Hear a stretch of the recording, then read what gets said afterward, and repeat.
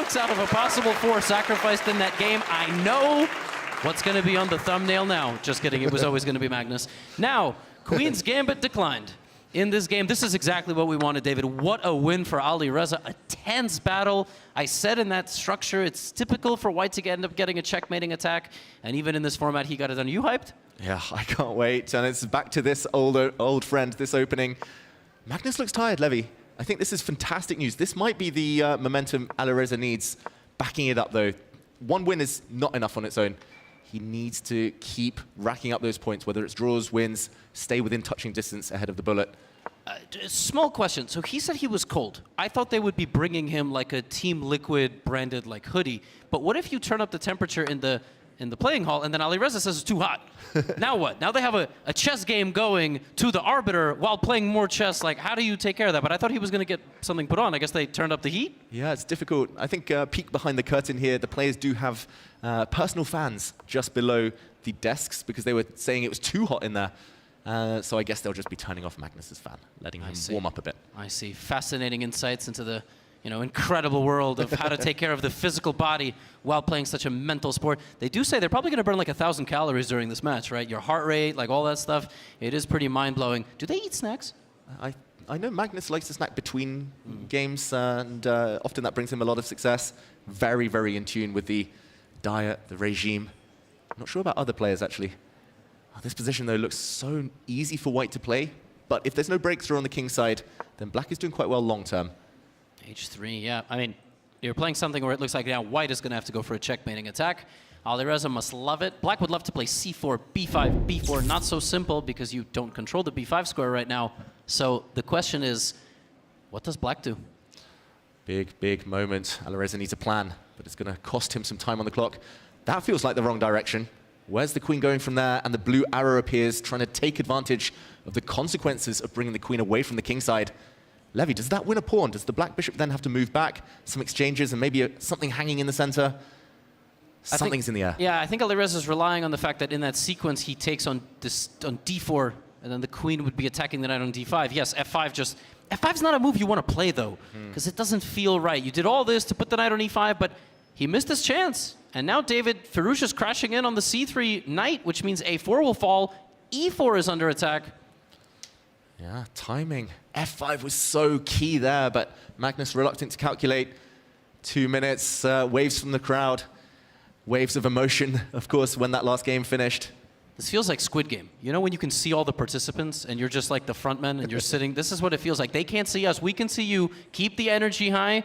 We appreciate you very much. Thank you for waving at the camera. We are waving back. You just can't see it. I promise. Never has there been a more parasocial relationship. Knight back to e2. I like it because you're not actually going to lose the knight on c3 and the black bishop and queen kind of feel stuck, David. But now this is just looking pretty nice for Alireza. Uh-oh, is that rook trapped? Wow, that rook only has one safe square, really, one active safe square, rook c1, but f6 is even better, going for the black king. A 4th rook sacrifice. Can you believe it? Oh, he's thinking about it. Magnus loves exchange sacrifices in general, especially positional ones, but here it's really natural. It's the move he wants to play next anyway. It's just whether he feels he has time. And the rook sacrifice, I think White would just ignore that and continue creating threats. Maybe pawn takes pawn, maybe the queen would threaten checkmate on the g-file. Maybe his original intention was actually to just play like rook c1. Probably saw like, oh, my a4 pawn doesn't matter because I'm always threatening f6. Now Alireza is forcing it. Oof. I mean, Alireza would have played f6. Yeah, I don't golf with Magnus, but you know, rook c1's probably what he was thinking there, and now Alireza's always in time to create some counterplay. And pieces come off the board, which means that the white attack will not be quite as ferocious. Rook takes rook, given the blue arrow. Does give black the advantage according to the computer, but it does feel like, in practical terms, it's in the balance. Yeah, for sure. For sure, for sure. And if you don't checkmate black here, you're just going to probably lose the endgame. You'll have 2 bishops versus 2 knights.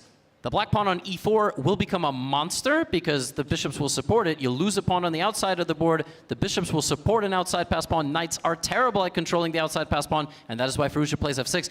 Magnus is dangerously close to having no attack. He has to play queen g3 with a counter attack on the bishop there. Wow, and he's seen the idea because he wants to play queen g3 or first. Knight takes one of these pawns and then queen g3 with full board awareness there, double attack. Bishop d6 has to be played to stop that idea. But that's just like putting a bishop into outer space, but it controls such an important square. That's all he's doing, and he finds the move. Wow. Whoa. Wow. Fantastic move from Alireza. So calm. Ignoring pawns, just controlling squares. That was one of the 2 out of 10 times it was good to go backwards. When you do it, you'll lose. When he does it, it's really good. That's very important. And now that bishop just controls such an important G3, F4. How does white even coordinate an attack now? Yeah, if the black queen ever gets to this diagonal, I know this is covered for now, but that diagonal long term, watch out. The white king might be toast, might be in big, big trouble. The bishop goes back first. He's trying to somehow clear a path or plant his bishop on some active squares to support this pawn coming through. White might have to go passive. Another retreat. This time might be one of those 8 out of the 10 where it doesn't quite work out for white. Maybe nothing else. Nothing else. But you know what? Now the tide of the game is going to shift a little bit, because now it does feel like Firouzja's sort of figuring a few things out. But what does he do now? He kind of stopped the threats. How does he go from here? Magnus can still... Okay, he jumps the wrong knight into d5. We saw that with the blue arrow, but it's tough to understand why. b5 now, trying to destabilize the queen side.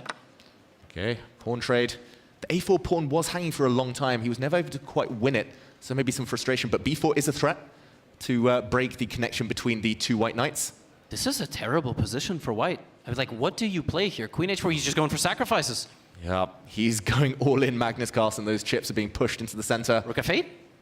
Yeah, why not? e4 falls, though. Oh, that is... Another one of those 2 out of 10. That's like the best move he's played, and he has been playing incredible. Queen d8's amazing. Rook e1, now b4. Can he call the bluff on the center here? Ooh, bishop to b8, also very logical. Knight takes e4 has been played, though. I was going to say, black was threatening to come in with the queen with a nasty mate. But now white is pinned all over the shop. What a move, king h8, and now the knight has no moves to check the king. Wow, queen takes knight would have been a huge blunder, as the white knight would have jumped out the way with a check, and the black rook would have been hanging more sacrifices. Magnus is a piece down, though. And he's going to be 2 pieces down for half a move. He's gambling on a perpetual check, but is it? The black king's running. 2 extra bishops. He's scrambling to the other side of the board. Oh, he trades the queen, and can he escape, David? Yes? No? Who knows? Who knows? He's kept his bishop defended. The black queen holds the bishop, and he's marching, but he's blundered his other bishop. Oh, no. Oh, no, but now he has this. He's trying to get the queens off, or will it be checkmate? If the checks dry up, black is winning.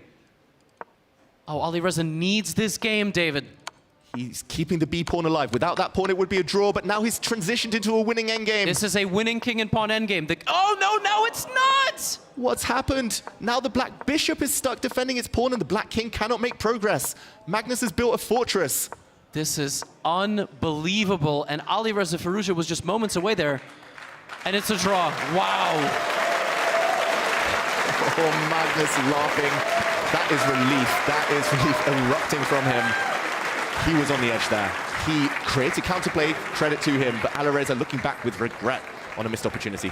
And for the good of the people, it is now 6-7. Alireza Firouzja, Magnus Carlsen. It was super, super close there, David. That was a great game and a great moment for a break for Magnus.